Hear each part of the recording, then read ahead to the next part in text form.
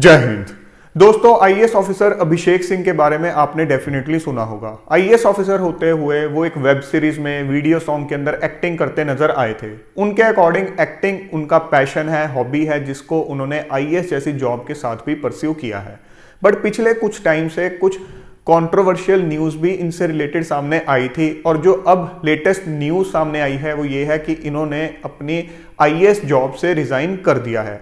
आज के सेशन में हम समझेंगे कि उनके इतने बड़े डिसीजन के पीछे क्या कारण है, साथ ही resignation from job like IAS या किसी भी और गवर्नमेंट सर्विस से जब आप रिजाइन करते हो तो उससे रिलेटेड कुछ बहुत ही इंपॉर्टेंट और इंटरेस्टिंग रूल्स हैं जो कि आपको पता होने बहुत जरूरी हैं। उनको भी डिस्कस करेंगे सो दैट आपका कुछ नॉलेज एनहांसमेंट हो। साथ ही मैं आपको ये रिमाइंड करवाना चाहूंगा कि इस संडे से मैं खुद आपको सी सेट पढ़ाने जा रहा हूं। अगर आप इंटरेस्टेड हो तो लिंक डिस्क्रिप्शन में दे रखा है ऐप और वेबसाइट का, आप अभी जाकर रजिस्टर कर सकते हो। तो सबसे पहले उस न्यूज पर नजर डाल लेते हैं जो लेटेस्ट अभी सामने आई है। 4 अक्टूबर की ये न्यूज है। आईएएस अभिषेक सिंह का इस्तीफा, फरवरी से चल रहे थे सस्पेंड, पत्नी दुर्गा शक्ति नागपाल हैं डीएम। अब थोड़ा सा जो ये आईएएस अभिषेक सिंह हैं इनके बैकग्राउंड को समझ लेते हैं सो डैट आपको चीजें सीक्वेंस में समझ में आ सकें। आईएएस अभिषेक सिंह 2011 बैच के यूपी काडर के आईएएस ऑफिसर हैं। इनकी जो वाइफ है दुर्गा शक्ति नागपाल, ये 2010 बैच की यूपी काडर की आईएएस ऑफिसर हैं। ये काफी नामी आईएएस ऑफिसर रही हैं। इन्होंने माफियाज के अगेंस्ट स्ट्रिक्ट एक्शंस लिए थे जिसकी वजह से काफी ज्यादा न्यूज में हाईलाइट हुई थी। उसके बाद सेंट्रल गवर्नमेंट में डेपुटेशन पे चली गई थी। डेपुटेशन मतलब टेम्परेरी बेसिस पे आप सेंट्रल गवर्नमेंट में सर्व करने चले जाते हो अपने काडर को छोड़ के। तो 2015 के अंदर इनके जो हस्बैंड हैं आईएएस अभिषेक सिंह, वो भी सेंट्रल गवर्नमेंट के अंदर डेपुटेशन पर चले गए थे। डेपुटेशन कंप्लीट होने के बाद उन्होंने वापस अपने होम काडर यानी कि यूपी में ज्वाइन करना था, बट काफी टाइम उन्होंने ज्वाइन नहीं किया। इस दौरान कुछ नोटिस वगैरह भी भेजे गए। ये जो मैं आपको फैक्ट्स बता रहा हूँ जो न्यूज में आए हैं उसके अकॉर्डिंग बता रहा हूँ। तो उसके बाद जब इन्होंने वापस से ज्वाइन किया तो इनको कुछ टाइम के बाद एज एन ऑब्जर्वर गुजरात के अंदर इलेक्शन ड्यूटी के लिए भेजा गया।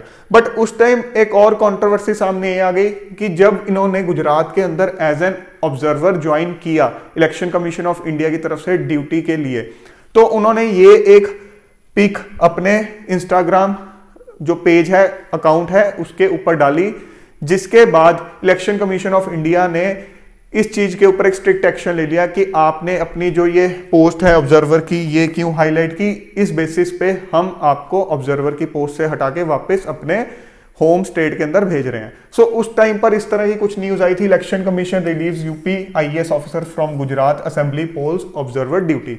सो उसके बाद इन्होंने वापस यूपी में ज्वाइन करना था, बट फिर न्यूज निकल कर आई कि इन्होंने in spite of various reminders join नहीं किया, और फरवरी के महीने के अंदर न्यूज निकल कर आई social media star IAS Abhishek Singh who acted in Delhi crime two suspended for long absence. So काफी टाइम जब ये ड्यूटी पर नहीं आए तो इनको सस्पेंड कर दिया गया। अब उसके बाद इस तरह का कोई सिनेरियो सामने नहीं आया कि ये सस्पेंशन रिवोक हुआ या कंटिन्यू चल रहा है तब से लेके अब तक। बट सडनली अब जो न्यूज निकल कर आई है वो ये है कि भाई इन्होंने रिजाइन कर दिया है। अब रिजाइन करने की क्या वजह है? कुछ मीडिया आर्टिकल्स में ये लिखा हुआ है कि शायद ये अपने एक्टिंग करियर को अब फुल टाइम परस्यू करना चाहते हैं। पहले पार्ट टाइम कर रहे थे। ऑब्वियसली सर्विस में रहते हुए आप बहुत ज्यादा टाइम तो दे नहीं सकते हो इस तरह की चीजों को। सो हो सकता है फुल टाइम परस्यू करना चाहते हो। और इसके अलावा एक दूसरी पॉसिबिलिटी जो कुछ मीडिया आर्टिकल्स के अंदर निकल कर आ रही है वो ये है कि अभिषेक सिंह के बारे में चर्चा है कि वो जल्द ही अपनी अगली पारी की शुरुआत सियासत में करेंगे, कि मतलब पॉलिटिक्स में आ सकते हैं। उनके लोकसभा चुनाव लड़ने की चर्चाओं का बाजार गर्म है, कि हो सकता है उन्होंने पूरा एक बेस बनाया हो पॉलिटिक्स में आने का। जब उनको लगा हो कि नहीं this is the right time to enter the politics, तो उन्होंने रिजाइन किया हो। सो इस तरह की न्यूज है। अब इन चीजों के कोई स्ट्रॉन्ग बेसिस नहीं है अनलेस ऑफिशियली कोई अनाउंसमेंट होता है। बट एक चीज जो यहां पर हमें समझनी होगी वो ये है कि ये अगर अभी तक सस्पेंड चल रहे थे, अगर इनका सस्पेंशन रिवोक नहीं हुआ था अभी तक, तो उस केस में क्या रिजाइन दे सकते हो? और अगर आपने दिया है तो क्या वो एक्सेप्ट होगा? इसको समझने के लिए हमें गवर्नमेंट जॉब से रिलेटेड, आईएएस से रिलेटेड कुछ इंपॉर्टेंट रूल्स समझने होंगे जो कि रेजिग्नेशन से रिलेटेड है। सो उनको एक बार समझते हैं। यहां पर आप ये डीओपीटी का एक नोटिफिकेशन कह सकते हो, रूल्स की कॉपी कह सकते हो, जो कि डेटेड है 16 अगस्त 2011 की।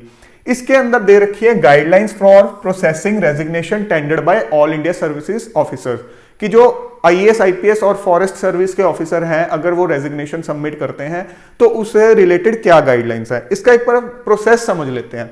देखो, सबसे पहले अगर किसी ने रिजाइन करना है तो वो कैसे रिजाइन करेगा कि भाई अगर तो वो अपनी स्टेट के अंदर सर्व कर रहा है, कि जैसे मान लो वो डेपुटेशन में सेंट्रल गवर्नमेंट में नहीं गया, जो उसको कार्डर अलॉट हो रखा है वहीं पर सर्व कर रहा है किसी पोस्ट पे, तो उस केस के अंदर जो अपना रेजिग्नेशन लेटर है वो किसको देगा? Chief secretary of the state को, मतलब जो वहां पर जो आईएएस की एक टॉप मोस्ट एडमिनिस्ट्रेटिव पोस्ट होती है उसको।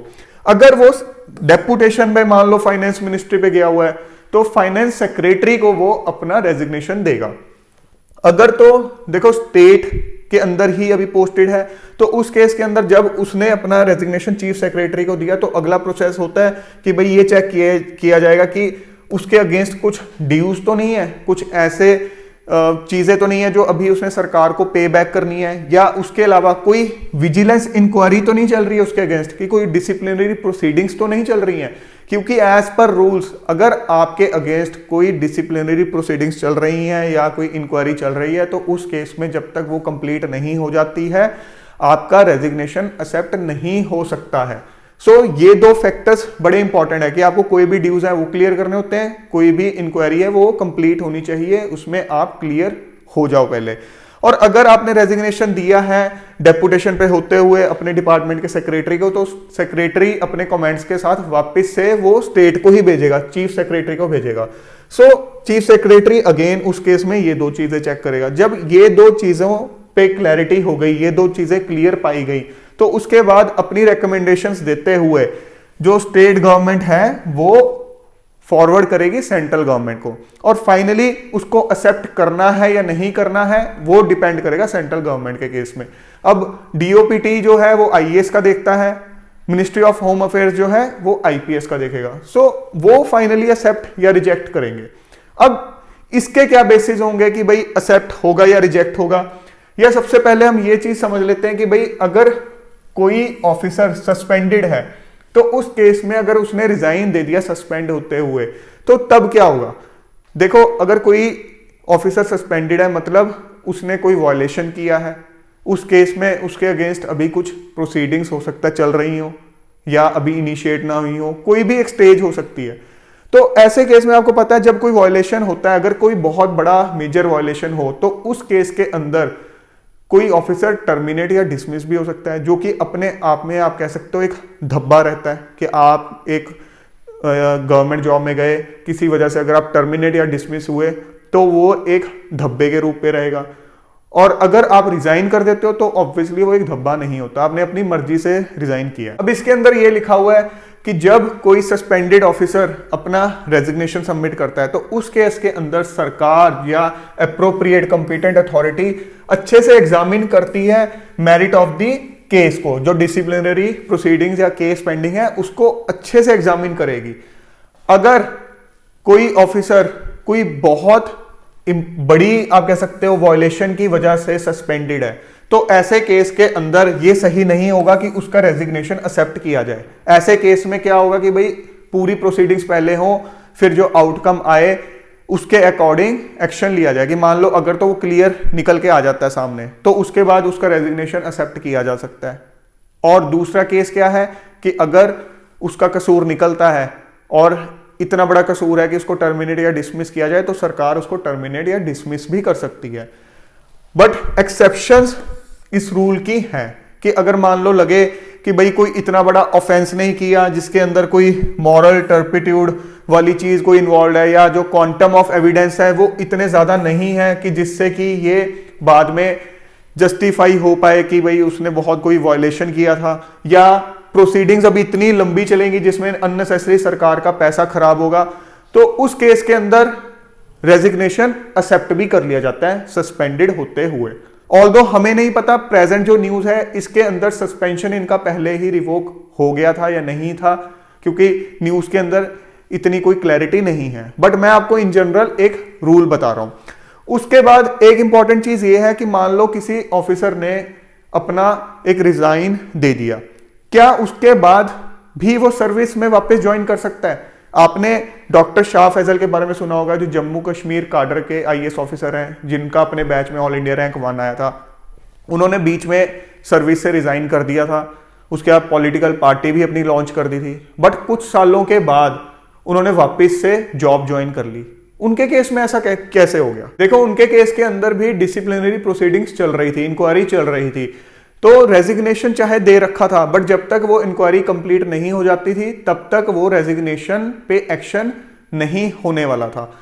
तो प्रोसीडिंग्स कंप्लीट होने से पहले उन्होंने अपना रेजिग्नेशन विड्रॉ कर लिया, जिस वजह से वो वापस कुछ सालों के बाद सर्विस ज्वाइन कर सके। मतलब उनका रेजिग्नेशन एक्सेप्ट नहीं हुआ था।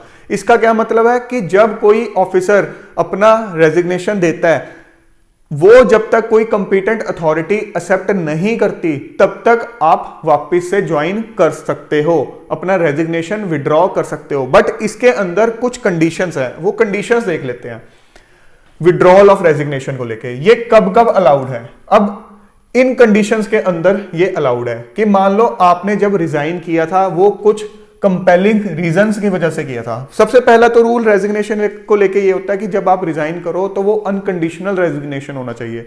मतलब उसमें कोई कंडीशन ना लगी हो कि भाई मैं इस वजह से रिजाइन कर रहा हूं, मेरी ये कंडीशंस मीट नहीं हुई, इस वजह से मैं रिजाइन कर रहा हूं। अगर कंडीशंस लिखी होंगी तो वो अनकंडीशनल रेजिग्नेशन नहीं हुआ, तो उस केस में वो एक्सेप्ट नहीं होगा। सो पहली चीज है कि आपके कुछ पर्सनल कंपेलिंग रीजंस थे, चाहे वो ऑफिशियल थे, चाहे कुछ भी थे, बट आपके माइंड में थे, बट आपने रेजिग्नेशन अनकंडीशनल लिख के भेजा। बट अगले कुछ टाइम के दौरान जब तक वो रेजिग्नेशन अभी एक्सेप्ट नहीं हुआ, आपके वो कंपेलिंग रीजंस जो हैं वो चेंज हो गए, चीजें अब स्ट्रीमलाइन होगी। सो ऐसे केस के अंदर आप अपना रेजिग्नेशन विड्रॉ कर सकते हो और आपको अलाउ कर दिया जाएगा। दूसरी जो कंडीशन है कि जो आपका कंडक्ट था इन बिटवीन पीरियड में, कि जब आपने रेजिग्नेशन सबमिट किया और जब आप उसको विड्रॉ कर रहे हो, उसके बीच आपका जो कंडक्ट था वो इम्प्रॉपर नहीं था। मतलब आपका बिहेवियर, आपका कंडक्ट सही था। जो आपका पीरियड ऑफ एब्सेंस था फ्रॉम ड्यूटी, कि जिस दिन आपने मान लो ड्यूटी छोड़ दी रिजाइन करने के बाद, और उसके बाद जब अब आपको विड्रॉ करने दिया जा रहा है रेजिग्नेशन, तो आप वापस से अपनी ड्यूटी ज्वाइन करोगे। सो ये जो पीरियड था बीच में जब आप ड्यूटी पे नहीं थे, तो वो जो पीरियड है 90 डेज से ज्यादा नहीं होना चाहिए। और लास्टली जो पोस्ट आपने वेकेट की थी वो अभी भी अवेलेबल है। सो इन कंडीशंस के अंदर आपको रेजिग्नेशन विड्रॉ करने दिया जा सकता है। और अगर अलाउ कर दिया जाता है रेजिग्नेशन विड्रॉ करना, सो इन बिटवीन जो पीरियड है जब आप ड्यूटी पे नहीं थे, उस पीरियड को आपकी क्वालिफाइंग सर्विस का पार्ट नहीं माना जाएगा। अच्छा, अब किस केस के अंदर आपको विड्रॉ नहीं करने दिया जाता? पहला केस कि भाई आपने जो रिजाइन किया था वो इसलिए किया था कि आप कहीं और एम्प्लॉयमेंट लेना चाहते थे, चाहे वो प्राइवेट सेक्टर हो, चाहे वो पार्शियली गवर्नमेंट ओन्ड हो, चाहे फुली गवर्नमेंट ओन्ड हो, तो उसका हवाला देके आपने रिजाइन किया था, तो ऐसे केस के अंदर आपको विड्रॉ नहीं करने दिया जाएगा। दूसरी सिचुएशन कौन सी है कि आप डायरेक्टली या इनडायरेक्टली किसी पॉलिटिकल पार्टी के साथ जुड़ रहे थे या किसी एक्टिविटी में इन्वॉल्व थे, पॉलिटिकल एक्टिविटी के अंदर, तो ऐसे केस के अंदर भी आपको रेजिग्नेशन विड्रॉ नहीं करने दिया जाएगा। सो आई होप आपको विड्रॉल के रिगार्डिंग भी क्लैरिटी हो गई है। अब जो प्रेजेंट केस है, जो अभी आज का सेशन हम डिस्कस कर रहे हैं आईएएस अभिषेक सिंह के ऊपर, हमें क्लैरिटी नहीं है कि अभी भी वो क्या सस्पेंडेड थे जब उन्होंने रिजाइन दिया। अगर तो थे तो उस केस के अंदर it will be up to the competent authority कि वो रेजिग्नेशन को भी एक्सेप्ट करती है या नहीं करती है। अगर रिवोक हो गया था सस्पेंशन, तो ऐसे केस के अंदर वो विड्रॉ कर सकते होंगे अगर ये सारी कंडीशंस को फुलफिल करेंगे। तो ये भी हो सकता है कि ये न्यूज तब निकल के आई हो जब उनका रेजिग्नेशन ऑलरेडी एक्सेप्ट हो चुका हो। अगर रेजिग्नेशन एक्सेप्ट हो गया, फिर कोई चांस नहीं है कि वो वापस से सर्विस में एंटर कर सके। तो फ्रेंड्स, आई होप आज के सेशन के थ्रू आपको गवर्नमेंट जॉब से रिलेटेड, आईएएस जॉब से रिलेटेड इंपॉर्टेंट रूल समझ में आए हैं जो कि रेजिग्नेशन से रिलेटेड है। ये चीजें आपकी अवेयरनेस के लिए बहुत जरूरी है, फिर आपको समझ में आती हैं चीजें लिंक होके कि किस तरह से चीजें इवॉल्व हुई हैं। तो जल्द मिलेंगे एक और नए और इंपॉर्टेंट सेशन के साथ। Till then keep grinding yourself and stay fit and healthy. जय हिंद।